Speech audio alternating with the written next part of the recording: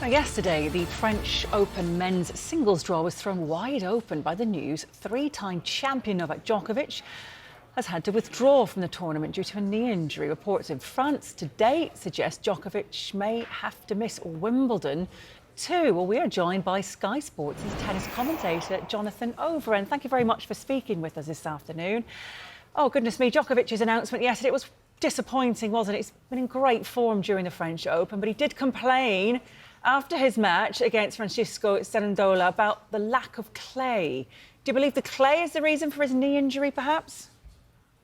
Well, I think also the back-to-back five-set matches, Hayley, I mean, it was an extraordinary schedule for Djokovic in the second week of the tournament to endure that amount of tennis on a clay court late into the night as well, because don't forget he was playing night session matches, and the first one in particular, which ended at after 3 o'clock in the morning. An awful lot of tennis. He was feeling pain. He was receiving treatment during those contests. So did it come particularly as a surprise that he should pull out of the tournament? Well, no, not necessarily. With Djokovic, of course, you expect anything could be possible. But this was clearly just too much pain and discomfort for him to be in, so much so that we learn it is a medial meniscus tear, which is the cartilage on the inside of the knee, which connects with the shin bone. It's not an uncommon injury in tennis. Whether he has had surgery is a matter of conjecture at the moment. L'Equipe, as you say, reporting that he had surgery today in Paris, but then a contrary tweet from the Serbian Olympic Committee president this afternoon, who says he has spoken to Novak Djokovic's uncle, who says he actually hasn't had surgery. So we wait for confirmation from the man himself, but clearly, whether he's had surgery or not, he's going to be out of the game for a good few weeks, which has to put his participation at Wimbledon in serious doubt. Yeah, you say a good few weeks. I just want to pick up on that because it is, 5 weeks' time? I mean, how much of a shame would that be? And would that depend on whether he maybe has had this knee surgery or not?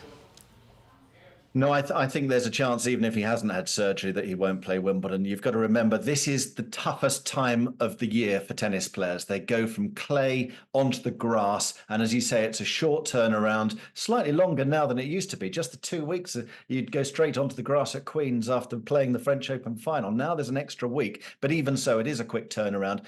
1st of July is when Wimbledon starts. Djokovic has won that tournament 7 times before.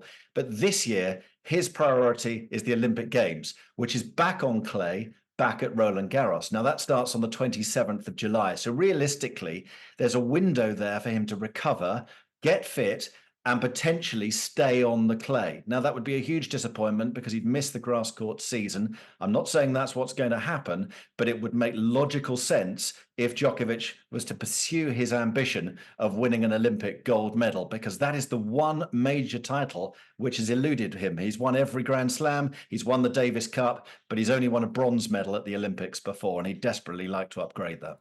Oh, I think you were talking a lot of sense there. But it'd be a shame for him to miss out.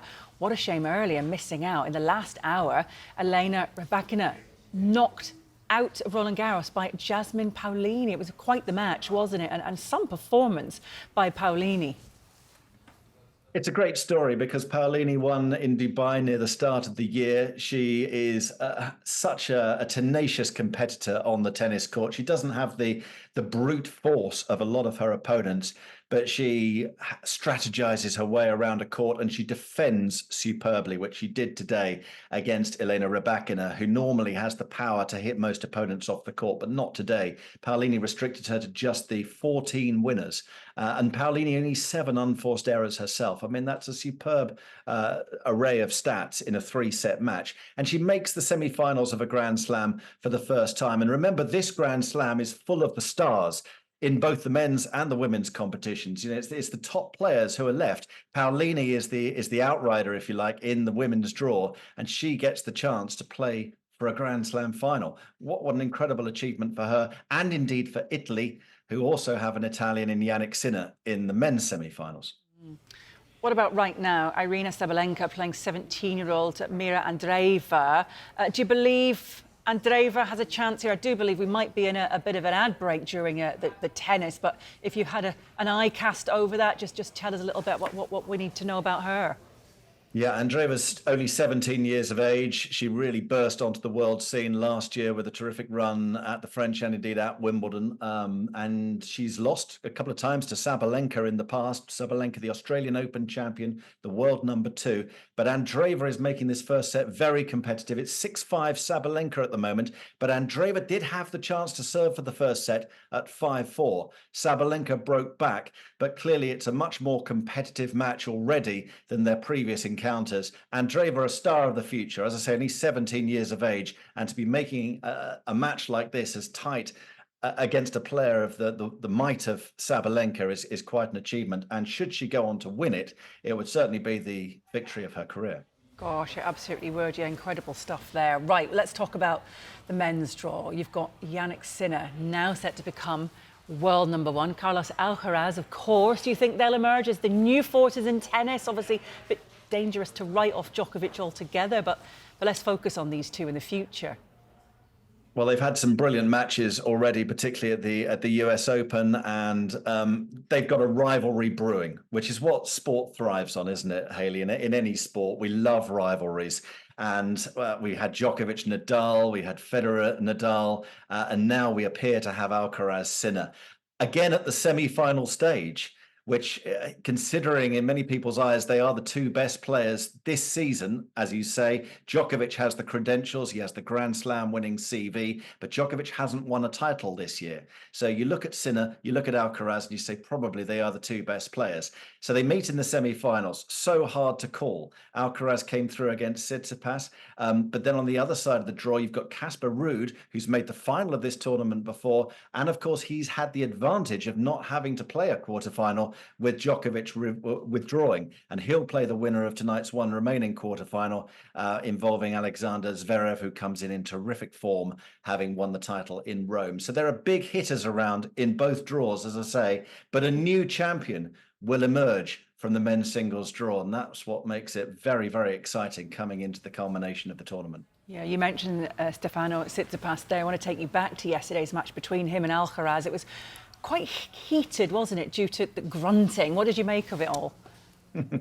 Well, there was a moment in the second set tiebreak, and I think it was at 4-1 to Alcaraz when he hit a cross-court forehand.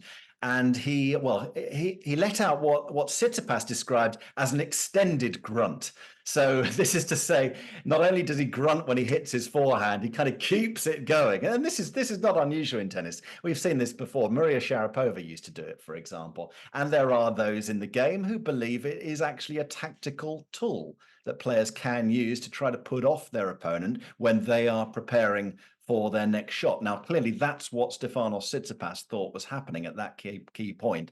I thought, yes, it was maybe a little louder than we're used to hearing from Alcaraz, but I didn't think it was as bad as some of the grunts I've heard around tennis courts over the years. Let's just say Tsitsipas went 5-1 down at that moment, so his frustration was inevitable. Yeah, I want to pull up this statistic put out by Head that states, this is fascinating, those who make some noise hit their ground strokes 3.8% faster than those who stay silent. Do you think that's a significant difference to someone's match?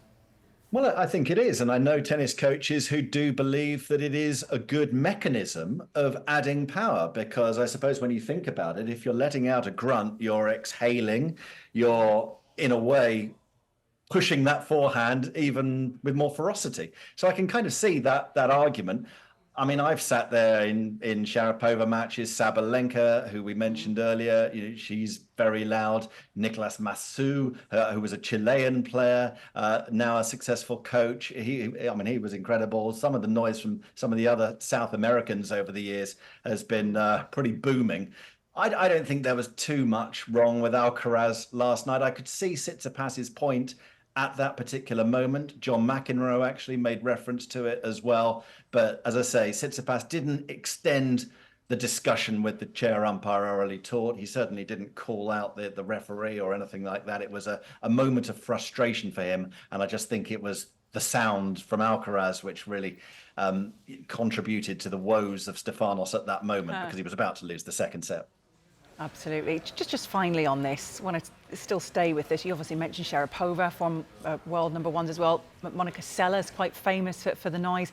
How can tennis players balance, I guess, this expression, but not frustrating their opponent or indeed the crowd as well, and get them involved? You notice it more, Hayley, in indoor matches, I have to say, when the roof is over, and particularly those arenas when there's a lot of metal around the court, because it echoes and you just can't miss it. You can't escape it. At least at somewhere like centre court, the sound can disappear out into the southwest London sky. For me, it becomes a real issue if it does extend through to when the opponent hits the shot, because then you're talking about a matter of potential hindrance. Has that put the player off? There are also coaches who believe making the sound at the point of contact disguises some of perhaps the spin, the sort of power that has gone onto the ball. So it's almost like a tool of disguise. It needs the chair umpire to call it out. No one else can call it out at that moment. And it's very, very unusual for a player to be called for hindrance because of a grunt. Could it be that we're heading that way? Absolutely. Were we getting there in the Alcaraz match last night? If I were in the umpire's chair, there wasn't enough for me to call him up for it at that particular moment. But I think it's definitely something that tennis authorities are always keeping an eye on, or should I say an ear. Jonathan, it's been a pleasure. Thank you very much indeed.